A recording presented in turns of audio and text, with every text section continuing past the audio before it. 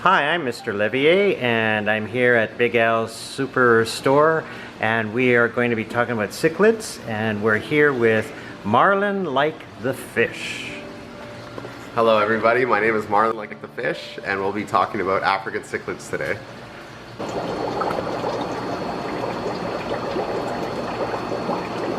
Here they come.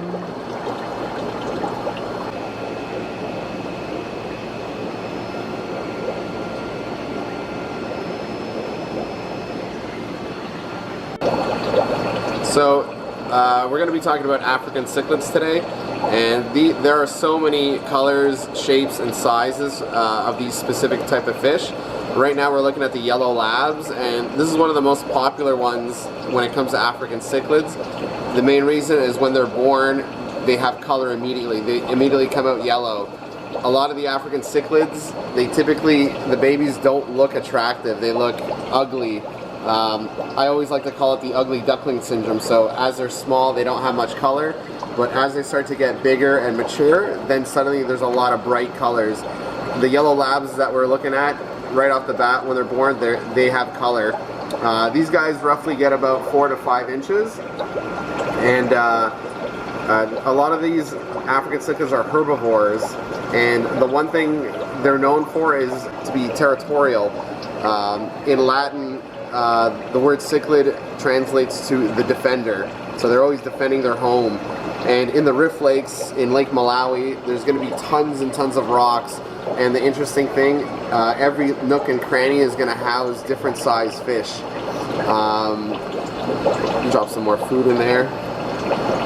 Now, these guys can be very aggressive, so they will defend their nests, or if they have laid eggs, the mother and the father defend the nest eggs with their lives. They're very excellent parents, and at a certain point when the babies get maybe about a few centimeters, then they kick them out of the nest, and then those babies are on their own. So this is a good example of the ugly duckling syndrome that I was talking about. So these are called peacock cichlids, and when they mature, they have vibrant colors. So this is an assorted batch. So we don't know exactly what each one is going to turn into, but typically you'll get a lot of bright yellows, a lot of bright blues, bright oranges, and reds. On a rare occasion you'll get some greens. So when these guys are fed enough food and their water chemistry is really good, then they're going to start developing these bright looking colors. They're also herbivores, and they also take territory as well. And every cichlid has a different range of aggression. So the yellow labs we looked at, they're low to medium. The peacocks are on the low side, and then there's some that are incredibly territorial, and they'll actually take up quite a bit of space in the lake or in the aquarium. So sometimes you may notice bullies in the aquarium. If that's the case, then typically what I always recommend for customers to do is to pile in a lot of rocks to create those nooks and crannies. You still get some chasing, but it's curved tremendously if there's a lot of hiding spots for different size cichlids to hide in. Alright, so in this tank, this large fish is called a flameback. So there's 3 main lakes that we get our fishes from. One is called Tanganyika, another one is called Lake Malawi, and then there's Lake Victoria. So this guy is from Lake Victoria. We don't get too many fish from there, but this one comes from there, and this one's almost matured, so when he's very comfortable, you'll see a yellow belly with a red back, and he will have black bars. You can kind of see the bars now. He was just traded in today, so he's a little bit stressed, but as time goes on, he'll get comfortable with his environment, and then he'll start to color up. The little fish that are in there with them, they're called red empresses, and these guys can get almost 12 to 15 inches. So these guys are really, really tiny. They're eating really well. You can see little bellies on them. And they typically will mature at about 8 months to 10 months. That's when they start getting some tremendous amount of color. And then it'll take another year for them to get full size if the aquarium is big enough. Back and forth. Yeah. Hey buddy, how you doing? There they go. They need little traffic signs in here. So In this tank there's a variety of Africans. If we can aim at this one, this guy over here.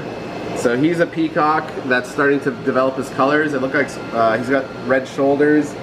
So most likely he'll have a blue face with a really red body and most likely red trimming on his dorsal fin. This one here I believe is an Aratus, and it's interesting because the males will go blue and the females will stay yellow and black. So this one tends to have a medium to high aggression. So you'll see him chase and bite other fish, and he's pretty much telling them like, hey, I'm in charge of this body of water, you know, go away, this is my area. We also have one that's really bright red over here. He's sleeping at the moment. So these are called jewel cichlids. They typically come from lakes from West Africa. They don't really come from the Rift Lakes that I was talking about, but we do get these in now once in a while, just because of the coloration. This one is full size, it's a male, and most likely he's ready to mate soon. So hopefully we find a customer that can take him in and pair him up with a female, and then they will most likely have babies. Alright, so in this tank here we have cherry fin borelli cichlids. So they're juvenile now. You can kind of see hints of red on their body, and as they get older and they start to mature, they're actually going to have a red body with a blue steel face, and they typically get about 10 to 12 inches long. And they're also mouth brooders, which means that the female will hold the eggs in her mouth until the babies are born. They like to eat veggies, and they're typically medium range aggression, so they will defend their home, but they're not crazy aggressive like some of the other species. Boy, you're pretty. Oh, there's your hiding place.